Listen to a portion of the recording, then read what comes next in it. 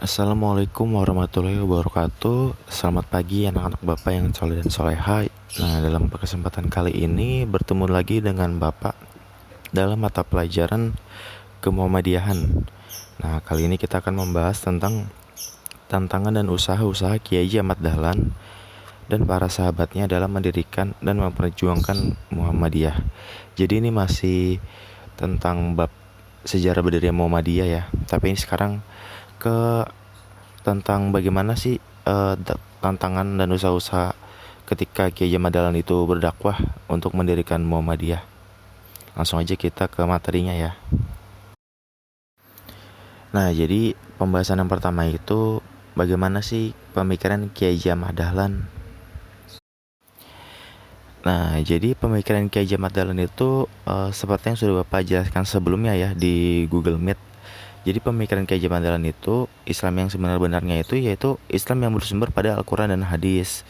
Nah, terus juga kalau ada masalah-masalah yang tidak bisa dipecahkan gitu, yang sebelumnya belum ada, nah itu baru dipecahkan dengan melakukan ijtihad di masalah-masalah terkini. Ya, apa maksudnya? Jadi ijtihad itu sebuah usaha gitu, nah, dengan melihat uh, hukum yang sudah ada sebelumnya gitu. Misalnya contohnya rokok. Rokok itu kan zaman Nabi itu nggak ada, ya kan. Tapi rokok itu kita lihat lagi nih, dia tuh mirip ke apa, ya kan. Ternyata rokok itu bikin kecanduan. Nah, berarti itu mirip ke khamar, ya kan. Rokok bikin kecanduan, terus rokok itu menyebabkan kita sakit gitu. Yang itu kan mirip dengan khamar. Makanya Muhammadiyah itu menyamakan hukum rokok dengan khamar, yaitu haram gitu. Nah terus selain itu juga menolak taklid. Taklid itu apa sih? Jadi taklid itu mengikuti perkataan atau sesuatu itu asal mengikuti aja gitu, tanpa mencari tahu apa sih hukumnya gitu. Gitu ya Naya, kalau taklid itu. Nah terus juga Kiai Haji Ahmad Dahlan ini, beliau itu orang yang aktif gitu ya kan. Jadi dalam mencerminkan ajaran Islam yang beliau terjemahkan itu, nah itu diaplikasikan ke dalam kegiatan sosial gitu. Contohnya kesehatan, pendidikan, terus kerja sosial, keagamaan. Misalnya ada yayasan Aisyah. Nah itu kan salah satu bentuknya. Terus pendidikan nih kayak sekolah yang kalian sekarang tempatin gitu. Nah, terus kesehatan ada rumah sakit Muhammadiyah gitu. Nah jadi ketika beliau mengajarkan kepada muridnya sebelum ada sekolah ya kan. Jadi pertama itu belajar Al-Maun, baca Al-Maun terus sampai muridnya itu bertanya, Kiai, kok kita dari kemarin belajar Al-Maun terus ya?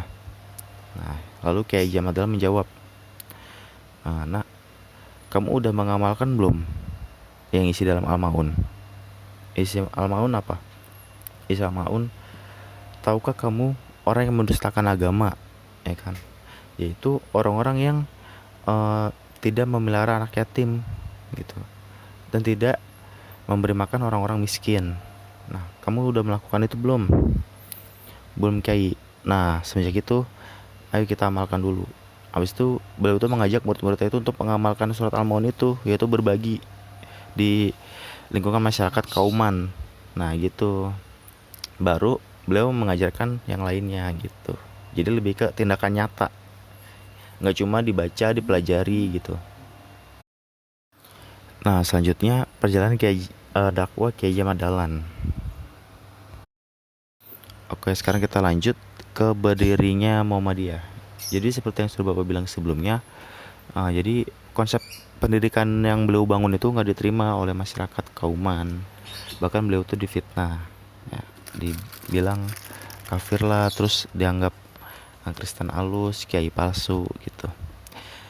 Nah ini ada dampaknya. Dampaknya itu murid-muridnya itu nggak mau lagi sekolah di beliau gitu, karena dikata-katain gitu kan, dihujat lah gitu.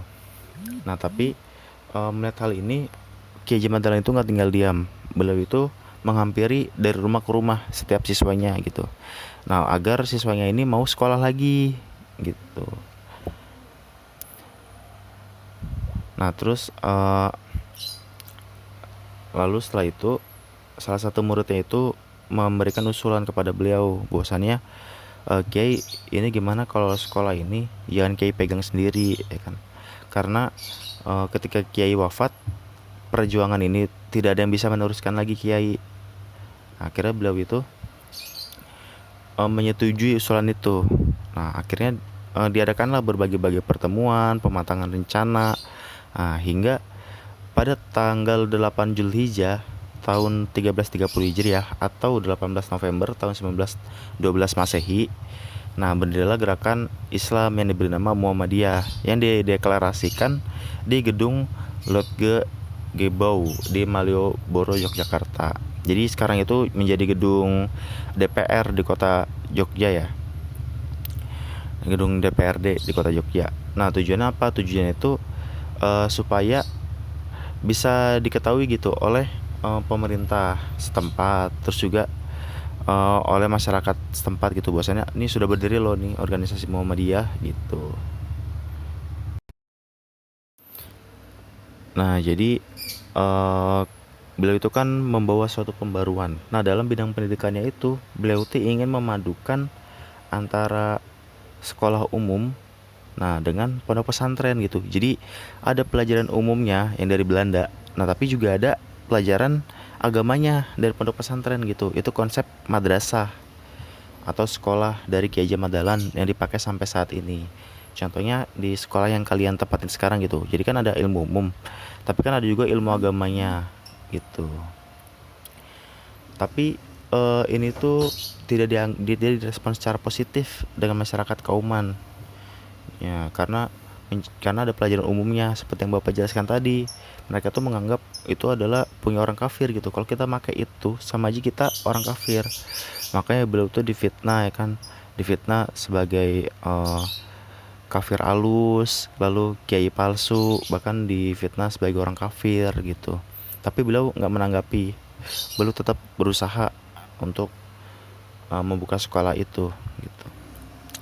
Nah, jadi pertamanya itu, pada tanggal 1 Desember 1911 akhirnya beliau tuh berhasil mendirikan satu sekolah.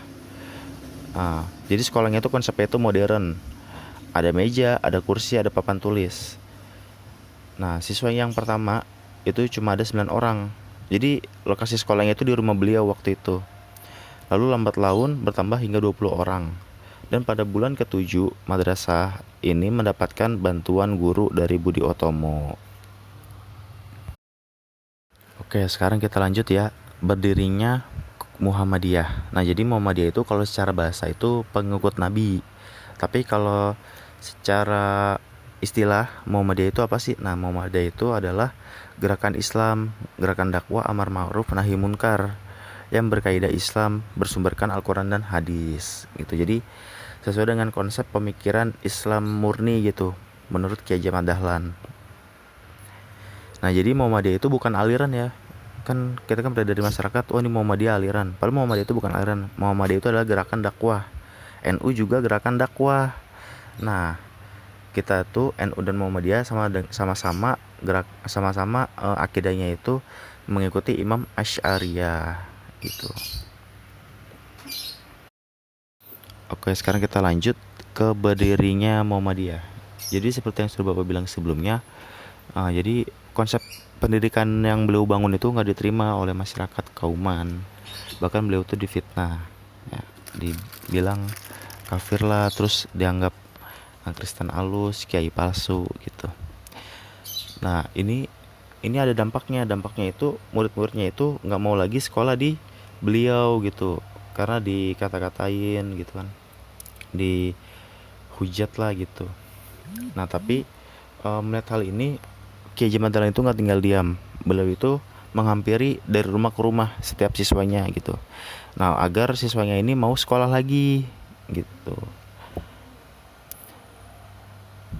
Nah, terus lalu setelah itu salah satu muridnya itu memberikan usulan kepada beliau bahwasannya, Kiai, ini gimana kalau sekolah ini jangan Kiai pegang sendiri, ya kan? Karena ketika Kiai wafat, perjuangan ini tidak ada yang bisa meneruskan lagi Kiai. Akhirnya beliau itu menyetujui usulan itu. Nah, akhirnya diadakanlah berbagai-bagai pertemuan, pematangan rencana, hingga pada tanggal 8 Zulhijjah tahun 1330 Hijriah atau 18 November tahun 1912 Masehi. Nah, berdirilah gerakan Islam yang diberi nama Muhammadiyah yang dideklarasikan di gedung Lodge Gebau di Malioboro, Yogyakarta. Jadi sekarang itu menjadi gedung DPR di kota Jogja ya. Gedung DPRD di kota Jogja. Nah, tujuannya apa? Tujuannya itu supaya bisa diketahui gitu oleh pemerintah setempat, terus juga oleh masyarakat setempat gitu, bahwasanya ini sudah berdiri loh nih organisasi Muhammadiyah gitu. Nah, selanjutnya pembahasan keempat, perjuangan Kiai Haji Ahmad Dahlan setelah berdirinya Muhammadiyah. Jadi perjuangan Kiai Haji Ahmad Dahlan itu tidak hanya sampai berdirinya Muhammadiyah ya, tapi setelah berdirinya Muhammadiyah itu juga masih ada perjuangannya lagi. Nah, jadi perjuangan Kiai Haji Ahmad Dahlan setelah berdirinya Muhammadiyah. Ini maaf ya Bapak, salah edit gitu ya. Nah, jadi perjuangan beliau itu ketika sudah keluar SK dari Belanda 1914 ya kan. SK bahwasannya organisasi itu adalah organisasi Muhammadiyah adalah organisasi yang disetujui gitu, yang diakui oleh Belanda. Nah, beliau itu mendirikan perkumpulan ibu yang bernama Sapa Tresna. Nah, pada tahun 1920 berubah namanya menjadi Aisyah. Nah, terus jadi pertamanya ini organisasi ini yang memegang gitu atau yang memimpin yaitu Nyai Ahmad Dahlan. Nyai Ahmad Dahlan adalah istri dari Kiai Haji Ahmad Dahlan gitu ya.